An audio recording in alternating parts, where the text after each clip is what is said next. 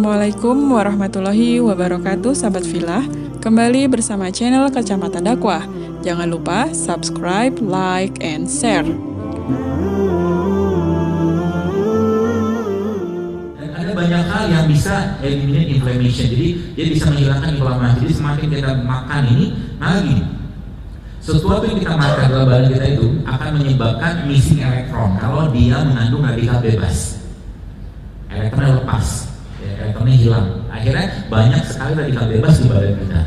Tanda-tanda orang radikal bebas itu kalau bahasanya di bumi kedua itu manusia karatan, ya, keriput, tidak semestinya usianya itu katakanlah dengan karakter wajah seperti itu sudah tampak tanda-tanda penuaan. Kalau mungkin bahasa kita itu bermutu, bermuka tua, ya kan?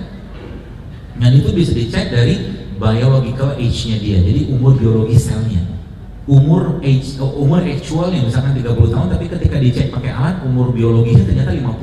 Banyak orang kayak begitu.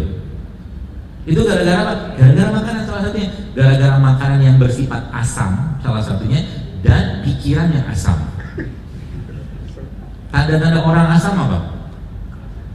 Mulutnya bau, kencingnya bau, BAB-nya bau, keringatnya bau. Itu asam. Itu ada orang asam. Maka Indonesia sekarang kenapa osteoporosis melonjak luar biasa? Kenapa pagi siang malam orang makan asam semua? Karena aja dari nasi kan asam, gula asam, tepung asam, minyak asam, pikirannya asam. Karena makanan akan mempengaruhi perilaku. Kenapa orang Sunda ketika Anda injek kakinya akan beda dengan orang yang sebelah? Mungkin ini bukan cerita tentang baik buruknya atau mungkin jelek atau apa, tapi ini karakter karena makanan aja sebenarnya, sama-sama baik, tapi responnya akan beda. Orang Makassar kalau ada terinjak kakinya mungkin tidak akan sama dengan responnya seperti orang Jawa Barat, karena orang Jawa Barat makannya daun. Maka kalau pengen hatinya lebih lembut, gampang nangis, banyak-banyak makan daun. Serius. Karena emang begitu harus ada, termasuk cerita itu kan, benar sih dok. Ternyata ketika mulai mengurangi makan, dia bilang, kemudian ketika sudah mulai banyak makan sayur sama buah, itu gampang banget nangis, dia bilang gitu kan. Apalagi kalau ada kajian-kajian yang ramai ikhwannya, karena dia belum nikah ternyata. Canda ya. Jadi itu seperti itu ya. Dan memang tadi moodnya kita itu ya, ada satu istilah yang kita teman-teman sering dengar namanya bunyi good food is good mood ya, good food is good mood. Jadi 80% imunitas kita itu dibuat di pencernaan, 80%. Jadi semakin fresh, semakin alami, semakin banyak vitamin, mineral, enzim yang masuk ke badan kita ya, maka akan semakin baik moodnya. Seperti itu ya. Jadi kalau kita mungkin tiap hari ada mengkonsumsi, coba satu hari itu kita ada mewajibkan diri kita untuk mengkonsumsi satu piring yang isinya sayur sama buah, ya moodnya akan berubah. Maka pagi-pagi saran saya kalau mau berubah, jangan lagi makan yang minyak-minyakan, tepung-tepungan, gula-gulaan pagi-pagi ya. Pagi-pagi makanannya apa? Kurma misalkan ya, sebagaimana hadis Nabi SAW, 7 butir kurma ajwa, kalau ada kurma ajwa, kalau nggak ada ya kurma biasa cukup lah, 7 butir. Terus habis itu minum apa? Minum jahe, minum serai segala macam, madu 1 sendok atau minyak 1 sendok. Biasanya itu untuk isi cukup, itu sarapan ya. Baru saja minum begitu tiba-tiba ting ting ting ting ting di rumah bunyi kan. Kok gue lewat? Gue sehat kan? Kenapa nggak berani ngomong gitu? Enak dia gitu kan, tapi sehat. Kalau dia coba abang bubur ayam itu bikin bubur ayam pakai brown rice, beras coklat, mungkin saya mau beli buburnya. Jadi di semua bubur ayam itu, jadi kalau teman-teman pengen beli bubur ayam, kalau saya sih ya, ini caranya: beli bubur ayam, kuahnya penuhi 1 mangkok. Nanti penuhi dengan sayur seledri sama daun bawang ya, kasih sambal, udah gitu. lebih sehat daripada satu mangkok yang isinya bubur. Ada nasinya kan? Ada kerupuknya kan? Ada cakunya kan? Ayo. Itu namanya supnya tadi kan, sup bubur ayam. Ya. Kalau enggak juga nggak apa-apa. Saya dakwah seperti ini juga nggak baper kok. Serius. Ada mau berubah silahkan, nggak berubah silahkan. Ya, tapi yang jelas ingat apa yang kita makan sekarang ya akan menjadi salah satu nasib dari kesehatan kita di masa depan. Gitu aja pesannya. Jadi kalau pengen masa tua kita nanti nggak nyusahin orang, mulai sekarang hiduplah sehat. Ya, hiduplah sehat. Jangan nyusahin orang dengan penyakit-penyakit yang kita bisa cegah dari sekarang. Kasihan anak istri, suami, ya keluarga. Ya, padahal kita bisa tadi, ya, kita bisa cegah dari sekarang sekalian. Itu sebabnya saya sampaikan bahwa hidup sehat itu jangan jadi lifestyle, tapi jadikan itu bagian dari ketaatan kita dan rasa syukur kita kepada Allah. Sehingga apa? Sehingga ketika kita mulai menjalani hidup sehat, kita dapat pahala. Minum madu dapat pahala, minum kunyit dapat pahala, karena bagian hidup sehat tadi. Ya. Minum madu, ya Allah semoga dengan madu ini aku bisa bangun malam, ya Allah semoga dengan madu ini aku bisa baca Quran lebih baik. Bisa kok. Ya. Jangan cuma lifestyle, kalau lifestyle ya terlalu singkat, ya. Atau terlalu pendek, cuman apa tuh namanya kita berniat seperti itu, ya. Seperti itu. Kemudian bagaimana caranya sekalian memperbaiki itu semua? Banyak sebenarnya. Kalau kita lihat dari gambar ini mungkin ada banyak hal yang kita bisa konsumsi yang bisa memperbaiki itu. Ya, termasuk salah satunya kata kunci 80% imunitas kita tuh ada di pencernaan. Maka benerin pencernaannya. Pencernaan kita butuh apa? Butuh vitamin, butuh mineral, butuh enzim, butuh probiotik, butuh prebiotik. Ya, maka salah satu caranya adalah mulai berkenalan dengan probiotik tadi. Ya. Mulai berkenalan dengan probiotik tadi. Semakin kita kenal sama mereka, maka insya Allah pencernaan kita akan semakin sehat. Salah satu contoh probiotik apa? Tempe kan? Tempe kan probiotik, ya kan? Tapi tempe itu kalau mau sehat jangan orang Purwokerto dari zaman dulu makan mendoan, betul? Tapi habis makan mendoan nggak handphone-handphonean, nyangkul, tahu? Habis orang Padang habis makan nasi Padang apa ya? Ke sawah berladang, ya, naik gunung segala macam gitu kan, kebakar kalorinya. Kita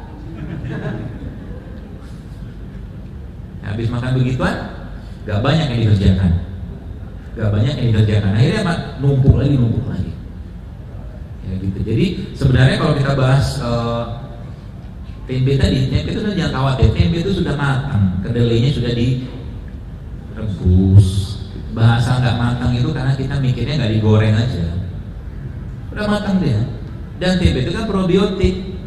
Coba lihat, apakah Bapak Ibu pernah lihat orang Korea menggoreng kimchi? Karena kimchi itu kan probiotik, kan fermentasi deh. Probiotik, biotik itu kalau dipanaskan rusak dia. Gitu. Maka pagi-pagi salah satu caranya adalah selain tadi mungkin makan makan kurma ya, teman-teman juga bisa makan ini tempe. Jadi tempenya nanti dikasih madu.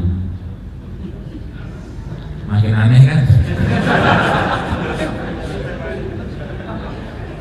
Gak banyak modal tapi irit, ya, irit tapi sehat, serius. Madu kan asam amino, ya kan? Asam amino ketemu probiotik tempe, oh masih sehat insya Allah.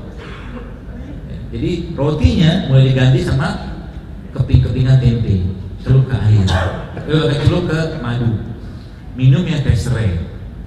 Oh canggih Pak itu Pak, masa depannya jelas. Masalah kesehatan insya Allah jelas. Coba aja, nanti lihat ngantuknya mulai hilang. Apa yang saya sampaikan buat sekalian ini bukan main-main, serius. Artinya kalau benar-benar Anda ikutin ya, Anda mulai mengurangi tadi nasi, kemudian Anda mengurangi minyak, Anda mengurangi apa, maka tubuhnya akan memperbaiki dirinya sendiri. Jadi berat badan turun itu hanya efek samping saja. Kalau berat badan sudah turun, berarti yang terjadi apa? Coba kita lihat.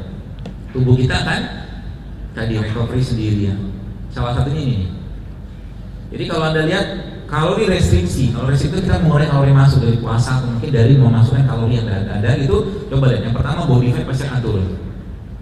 Body fat pasti akan turun. Kemudian yang kedua yang kita lihat dari kanan gitu kan, akan terjadi apoptosis. Jadi selnya akan bunuh diri, sel-sel rusak. Ya. Kemudian insulin growth hormonnya itu signalingnya akan diperbaiki sama tubuh. Kemudian insulin sensitivitas atau sensitivitas insulin akan diperbaiki. Kemudian anabolik hormon pembangun akan diperbaiki juga. Kemudian peradangan kronik pada badan, misalkan dengkulnya sakit, apa sakit, dengan kita mengurangi kalori masuk itu akan dikurangi dan akhirnya nyerinya akan hilang. Tuh. Jadi sebenarnya mengurangi berat badan itu menang banyak kita sebenarnya. Mengurangi berat badan itu menang, cuman orang pikiran tuh ngejar itu doang, ngejar apa? Berat badan turun, ngapain? Jadi kalau kita ngerti polanya, nggak perlu ikut pola-pola diet. Udah makan seimbang, kapan kita makan, tahu kapan makan, kapan puasa, kapan berhenti, kapan kenyang, gitu, itu cukup. Ya, kemudian meningkatkan antiinflamasi. Jadi ada hormon-hormon yang nanti meningkatkan proses anti peradangan dalam tubuh kita. Jadi dia seperti antibiotik yang alami. Bahkan yang luar biasa, loh sekalian, kalori restriksi atau puasa salah satunya bentuk itu adalah cara tubuh kita untuk merangsang namanya endogen antioksidan. Antioksidan itu kita bukan dari sayur atau buah, kan? Tapi tubuh kita juga punya senyawa itu. Yang itu bisa dipicu kalau tubuhnya tidak diasup dengan makanan. Itu hasilnya salah satunya, ya. Dan autofagi salah satu salah satu mekanisme badan kita memakan sel-sel yang rusak itu bisa juga terjadi kalau kita melapangkan dirinya. Kalau bahasa saya itu dulu pernah saya tulis zaman-zaman di Twitter, itu namanya singa lapar dulu. Singa lapar seperti apa? Misalkan kita punya singa, contoh aja. Singa itu kita biasa satu hari kasih makan 10 kilo daging misalkan. Hari ini misalkan dalam satu hari singa tadi kita cuma kasih 3 kilo daging, artinya kita ngurangi 2/3-nya. Singa yang tadi kita kasih 3 kilo daging tadi kemudian kita lepas ke kerumunan orang. Apa yang terjadi? Pasti singa tadi akan makan orang untuk mencukupi 2/3-nya, kan gitu kan. Sama kayak badan kita. Ketika Anda membiasakan tiba-tiba Anda membiasakan untuk tidak makan, membiasakan lapar dulu, maka saat itulah tubuh akan lapar itu signal sebenarnya. Lapar itu signal kita butuh kalori masuk. Tapi kalau nggak ada kalori, maka kita biarkan waktu setengah jam, maka tubuh akan menjadi tanda kutip sinyal lapar tadi. Hanya butuh setengah jam, nanti lama-lama sinyal lapar itu akan hilang. Karena singanya sudah berkeliaran untuk mencari sumber-sumber deposit energi yang nggak kepake, gitu. Maka kalau lagi lapar jangan langsung makan, tunggu dulu beberapa saat supaya proses autofagi ini jalan. Biasanya setengah jam sudah hilang, ya, itu cara paling mudahnya, ya, seperti itu.